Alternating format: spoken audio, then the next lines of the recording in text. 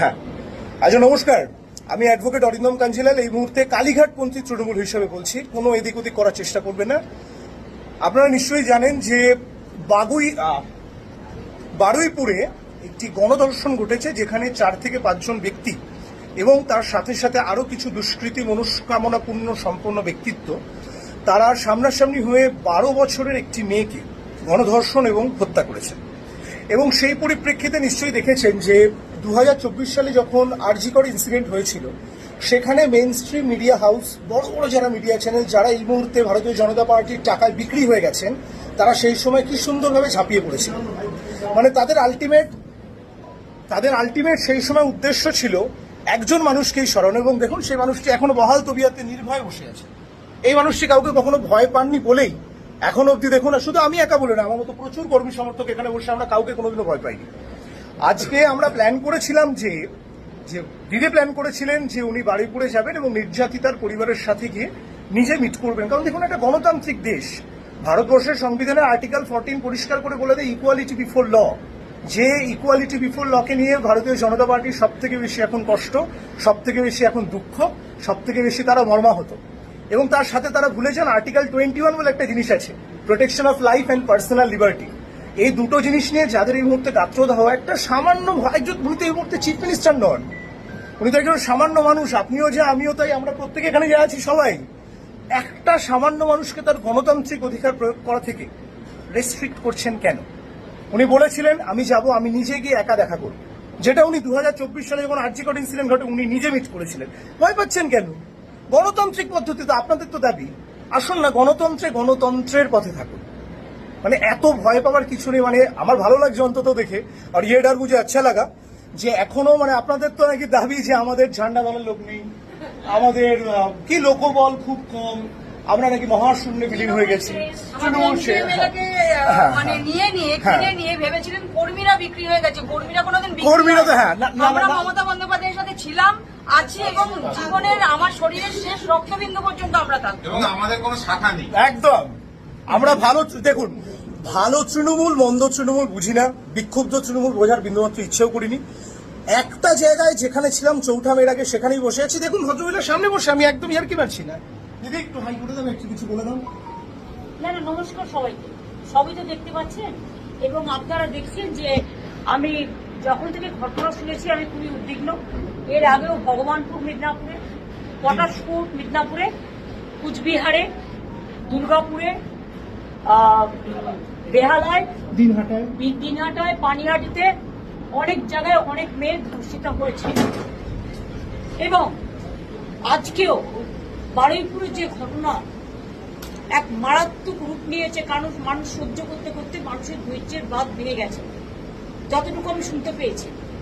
কারণ আমি কোনোদিন জীবনে কোনো দাঙ্গা হাঙ্গামা করার পছন্দ করি না এবং করিনি।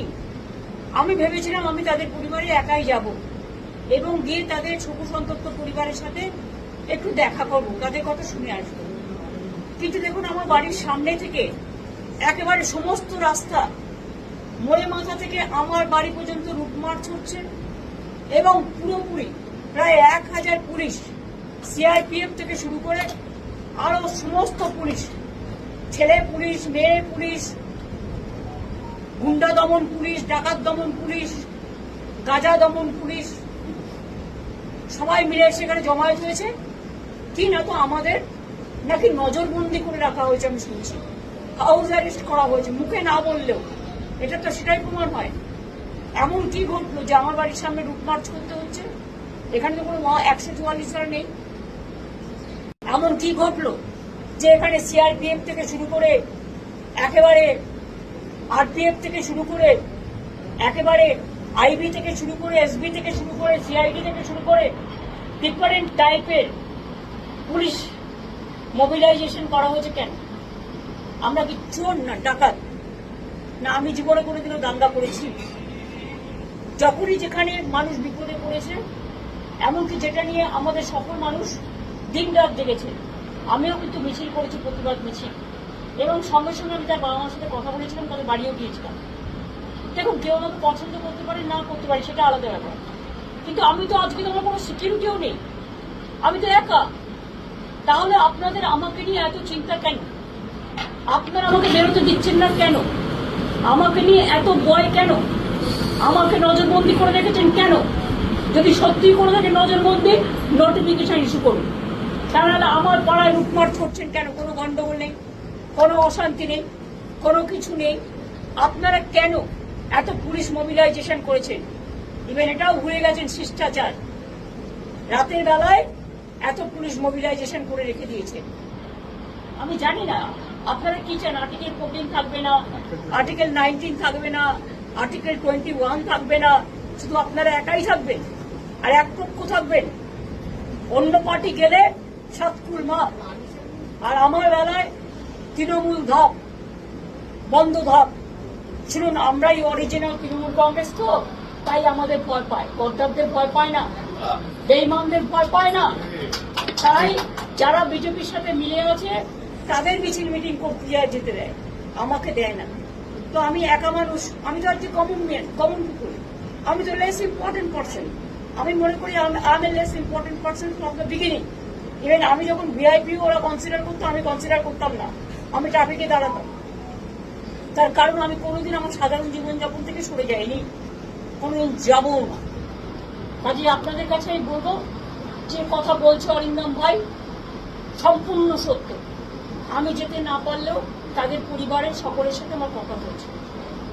বাদ বাকিটা আমি উচ্চ রাখছি পরবর্তীকালে।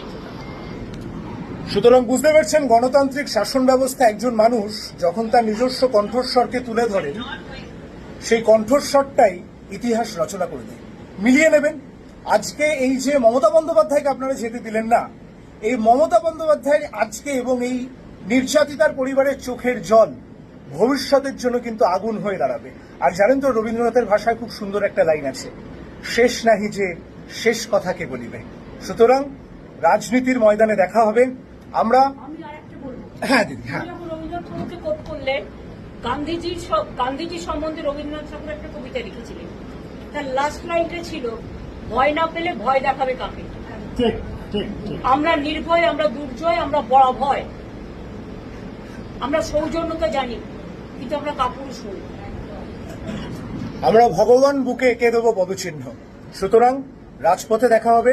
নির্যাতিতার পরিবারের পাশে আমরা তৃণমূল কংগ্রেসের তরফ থেকে সম্পূর্ণভাবে শোক জ্ঞাপন করছি এবং আশা করব দোষীদের যেন উপযুক্ত শাস্তি হয়। পক্সো এবং ভারতীয় ন্যায় সংহিতা প্রয়োগের মাধ্যমে কোনো ব্যক্তির জাত পাত ধর্ম তার ব্যাকগ্রাউন্ড দেখে যেন বিচার ব্যবস্থাকে প্রতিহত করার চেষ্টা না হয়। কারণ আমরা আইনজীবীরা কিন্তু রাস্তায় আছি।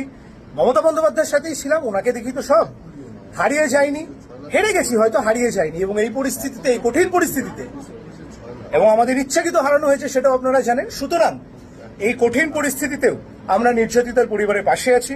তৃণমূল কংগ্রেসের তরফ থেকে আপনাদের সকলকে ধন্যবাদ। আশা করব এবং অনুরোধ রাখবো এই ভিডিওটি সর্বসম্মুখে শেয়ার করে আরো বেশি সংখ্যক মানুষের কাছে বেশি করে ছড়িয়ে দিন। ধন্যবাদ। Advocate Arindam Kanjilal, signing off.